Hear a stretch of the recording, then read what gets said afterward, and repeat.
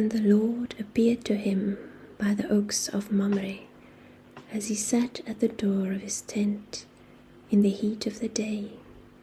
He lifted up his eyes and looked, and behold, 3 men were standing in front of him. When he saw them, he ran from the tent door to meet them, and bowed himself to the earth and said, O Lord, if I have found favor in your sight, do not pass by your servant. Let a little water be brought, and wash your feet, and rest yourselves under the tree, while I bring a morsel of bread, that you may refresh yourselves, and after that you may pass on, since you have come to your servant. So they said, Do as you have said. And Abraham went quickly into the tent to Sarah and said, Quick, 3 seahs of fine flour, knead it and make cakes. And Abraham ran to the herd and took a calf, tender and good, and gave it to a young man who prepared it quickly. Then he took curds and milk and the calf that he had prepared, and set it before them. And he stood by them under the tree while they ate. They said to him, Where is Sarah your wife? And he said, She is in the tent. The Lord said, I will surely return to you about this time next year, and Sarah your wife shall have a son. And Sarah was listening at the tent door behind him. Now Abraham and Sarah were old, advanced in years. The way of women had ceased to be with Sarah. So Sarah laughed to herself, saying, After I am worn out, and my Lord is old, shall I have pleasure? The Lord said to Abraham, Why did Sarah laugh and say, Shall I indeed bear a child now that I am old? Is anything too hard for the Lord? At the appointed time I will return to you about this time next year, and Sarah shall have a son. But Sarah denied it, saying, I did not laugh, for she was afraid. He said, No, but you did laugh. Then the men set out from there, and they looked down towards Sodom, and Abraham went with them to set them on their way.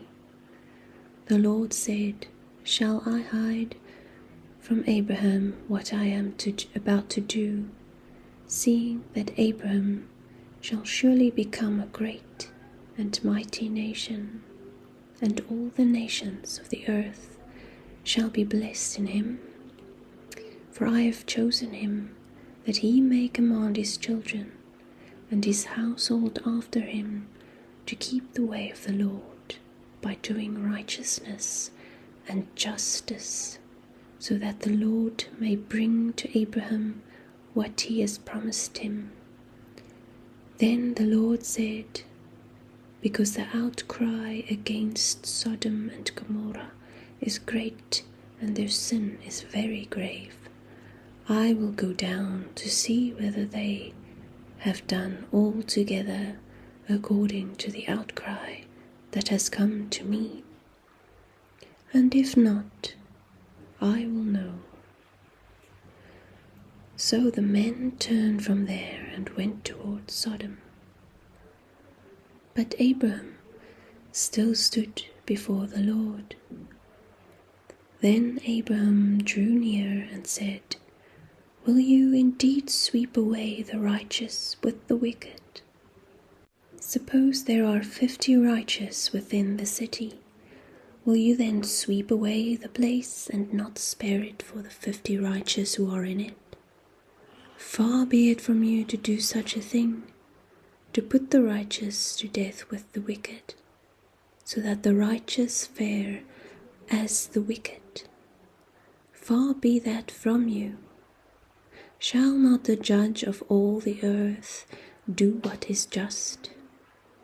And the Lord said, If I find at Sodom 50 righteous in the city, I will spare the whole place for their sake.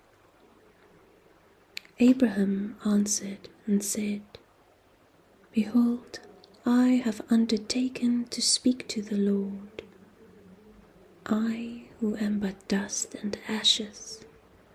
Suppose 5 of the 50 righteous are lacking.